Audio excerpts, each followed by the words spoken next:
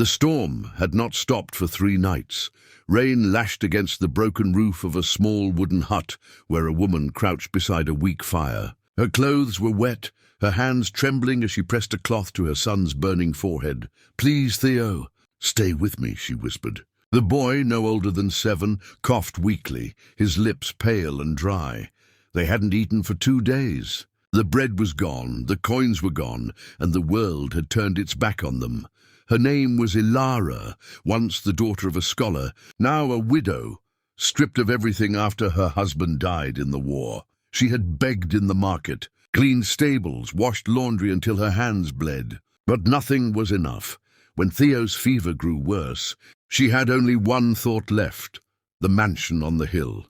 Everyone in the village whispered about its owner, Lord Darius Vale, the cold nobleman who had inherited half the region. They said he never smiled, that he treated servants like ghosts, and that his heart was made of stone. But Ilara didn't care. If he could spare a doctor, a meal, or even a corner of shelter for her son, she would pay any price. That night, when the thunder rolled across the valley, she wrapped Theo in her old shawl and stepped out into the rain. The mansion gates loomed before her, black iron, taller than any man. Guards stood under lanterns, their armor gleaming in the storm. "Halt! Who goes there?" One of them barked. Ilara lifted her head, soaked and shaking. "My name is Ilara. Please, I beg you, let me see Lord Vale." The guard frowned. "At this hour? Are you mad, woman?" "He doesn't see peasants." She knelt right there in the mud. "My child is dying. I'll do anything. Please, just tell him a mother is begging at his gate." The guard hesitated. Something in her tone, desperation or maybe courage, made him shift uncomfortably. Finally, he muttered, "Wait here," and disappeared inside. Minutes passed, like hours. The rain drenched her hair, the boy whimpered in her arms, and she whispered prayers into his ear. Then the gates creaked open. A tall figure emerged from the shadows, a man in a black coat, his expression sharp and unreadable. His eyes, grey as steel, flicked over the woman and her child. "You're the one who begged to see me." Ilara nodded weakly. "Yes, my lord. I need your help. My son, he's burning with fever. I have nothing left." Lord Vale's gaze dropped to the boy, then rose back to her face. "And why?" he asked coldly. "Should I care?"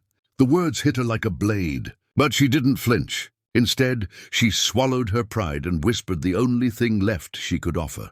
"Because I'll give you what you want, my lord. Take me as your concubine. Just save my son." The guards exchanged uneasy glances. Lord Vale's expression didn't change, but his jaw tightened slightly. "Do you even understand what you're saying?" he asked, voice low.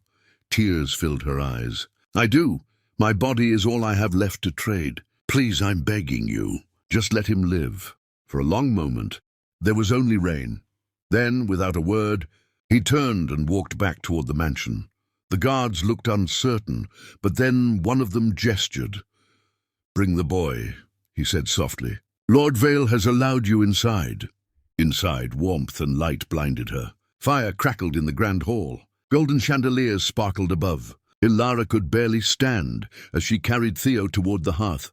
"Lay him there," Lord Vale ordered. A maid rushed forward, bringing clean sheets and towels. "Fetch the physician," he added curtly. Ilara's knees gave way as she watched the servants tend to her son. She whispered, "Thank you, my lord." "Thank you," but he didn't answer. He only stared into the fire, his face unreadable. When the doctor arrived, he examined the boy quickly. "He'll live," the man said. "It was close, but he needs rest, food, and warmth." Ilara burst into tears. Relief flooded through her as she pressed her lips to Theo's forehead. Lord Vale turned to leave, but her voice stopped him. "My lord," she whispered, "I'll keep my word. I'll serve you as I promised." He looked back at her slowly. "You think I need a servant who sells herself out of desperation?" Her eyes widened. I thought I didn't save your boy for your body," he said coldly. "I did it because I could." She bowed her head, ashamed. "Then I owe you everything." He paused, then spoke quietly. "You owe me nothing. but you will stay until he recovers. After that, your path is your own." That night, Ilara sat beside Theo's bed in a small guest room. The sheets were soft, the air warm, a luxury she hadn't known in years, but she couldn't sleep. Every time she closed her eyes, she saw Lord Vale's grey eyes staring through her. Who was he, really? The villagers called him cruel, but he had saved a poor woman's son without asking for anything in return. As dawn touched the horizon, she looked down at Theo, now sleeping peacefully, and whispered, "Maybe, just maybe, there's still kindness left in this world." But outside, behind his window, Lord Vale stood watching her in silence, his hand gripping the window frame. He told himself it was pity, nothing more, but deep inside something stirred, a feeling he had buried long ago. The rain had stopped, but the mansion still carried the hush of a long storm. 3 days had passed since Ilara and Theo arrived. Her son's fever had broken, and colour had returned to his cheeks. He was now strong enough to walk again, chasing sunlight through the corridor windows. But Ilara, she couldn't rest. Every moment inside Lord Vale's home reminded her of her debt. She couldn't bear to live under his roof without offering something in return. So she worked quietly, cleaning, mending, serving tea even though no one had ordered her to. The servants whispered about her. Who is she? The poor woman the master saved. Strange, he never brings strangers inside. Lord Darius Vale ignored the gossip. Yet every time he passed the drawing room and caught sight of her, bent over the floor, sunlight catching the ends of her brown hair, something strange stirred in his chest. One afternoon, Ilara found him in the library, standing by a tall window. "Lost in thought, my lord," she said softly, clutching a folded sheet. "The laundry is done. I wanted to thank you again for everything." He turned, eyes cold as ever. "I told you you owe me nothing."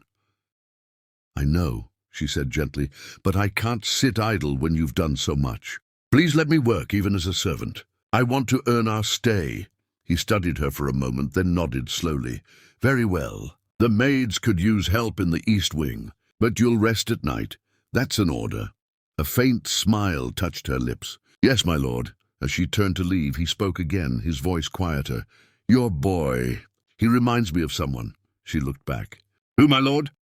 "My brother," he said after a pause. "He died when he was a child." The silence that followed was soft and heavy, filled with pain neither knew how to name.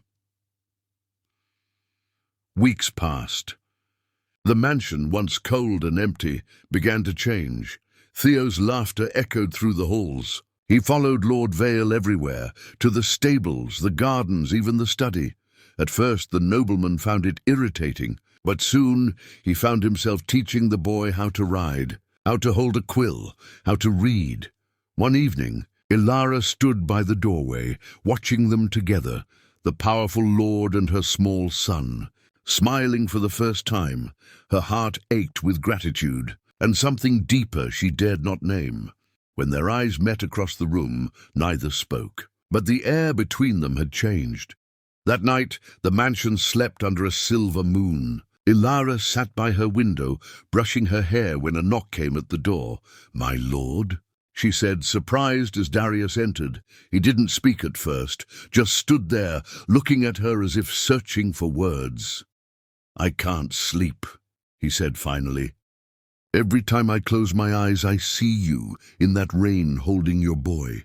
You've haunted me since that night." Her breath caught. "My lord, please don't say things you'll regret." "I don't regret it." He stepped closer, his voice trembling. "I was a man without warmth for years. You brought life back into this house."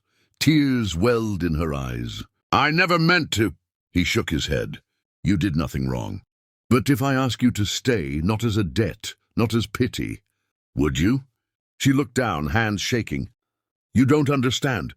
I came here offering myself in shame. I am not fit to stand beside a nobleman." He lifted her chin gently. "You offered yourself to save your child. There's no shame in that, and only courage."